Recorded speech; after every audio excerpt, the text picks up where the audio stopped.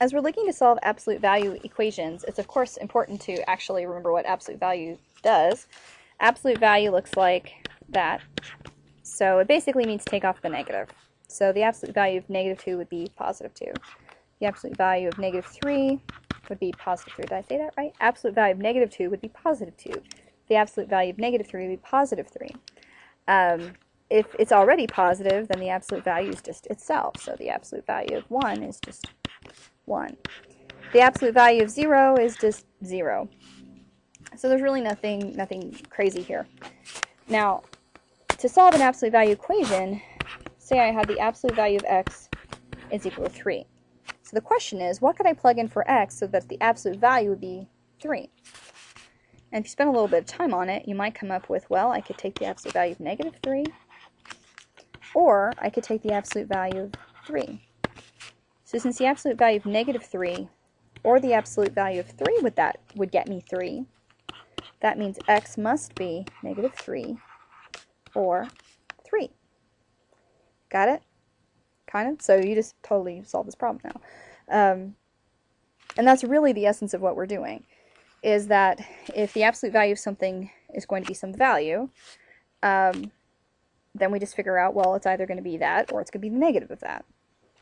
Sounds actually not that complicated, believe it or not, it isn't.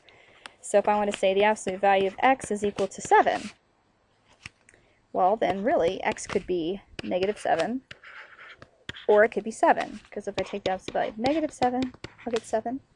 If I take the absolute value of regular 7, I get 7. Okay. Now, occasionally you'll get a trick question that'll say something like, well, if the absolute value of x is negative 5, what is x? And looking at a problem like this, the first thing you should say is, because what can I take the absolute value of to get a negative number? And the answer is I can't.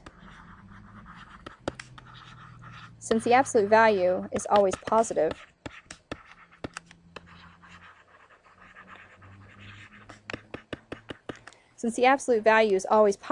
I can't take the absolute value of anything and get a negative number. So there's actually no solution for these kinds of problems.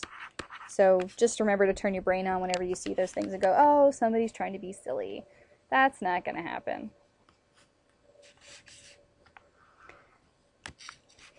So we can give you all kinds of problems that have to do with this. Say I have 5x plus, 3 is equal to 7. Okay, so the absolute value of 5x plus 3 is equal to 7. So I know that whatever is inside the absolute value sign here, that either has to be equal to negative 7, or whatever's in here has to be equal to positive 7. Does that make sense? Because when I take the absolute value of it, I want it to actually be 7. So it either has to be the positive of 7 or it has to be the negative of 7. So quite literally, what you're going to do is you're going to get the absolute value, set it to some number, and the stuff inside it's either going to be equal to that, to the negative, or equal to the positive. And from here, you're just going to solve the regular mathematical equation that you might otherwise end up with. That's supposed to be a 3. Come on, 3. Thank you.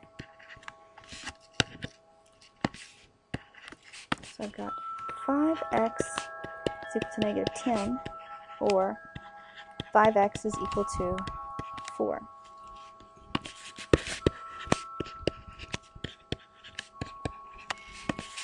So x is equal to negative 2, or x is equal to 4/5. Note the use of or, so either solution works.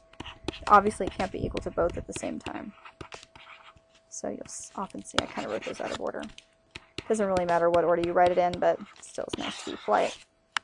So something like that. Now, something that you need to know is I can't take an absolute value sign and break it up. I don't even want to write it there. I'm afraid to write this because I don't want to confuse you. But notice what I didn't do. So don't think that you came up with a much faster way to do this. This is not equal to this plus this. Okay, it's just not. You can't break out the absolute value sign and make this work. just to kind of give you an example, that. Okay, if I tried to break it up, I'd get this, which would give me 7 plus 6, which would give me 13. But that's not right, because really, negative 7 plus 6 is negative 1. The absolute value of negative 1 is 1. So this is the correct answer. This is the very, very wrong answer. So avoid the temptation. Do not split up an absolute value sign like this, because you're not going to get the right answer. You have to treat it kind of as its own being until you're ready to handle it. Okay?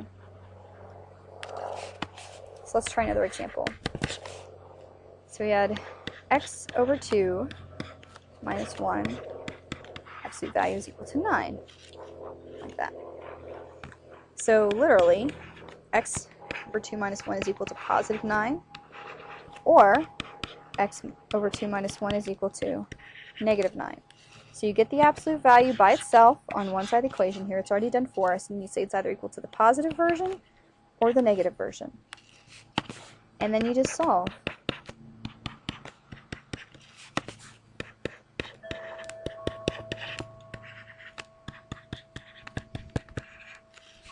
So multiply both sides by 2. X is equal to 20, or x is equal to negative 16.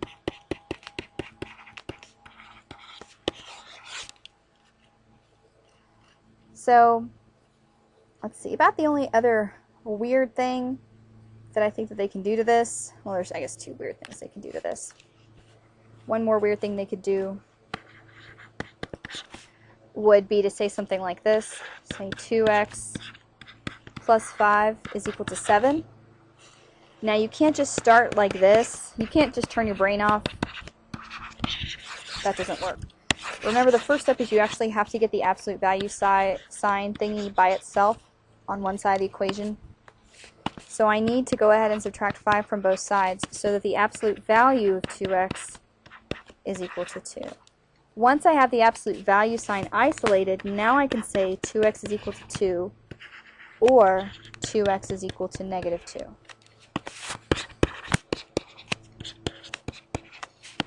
And get x is equal to 1, or x is equal to negative 1. Something along those lines.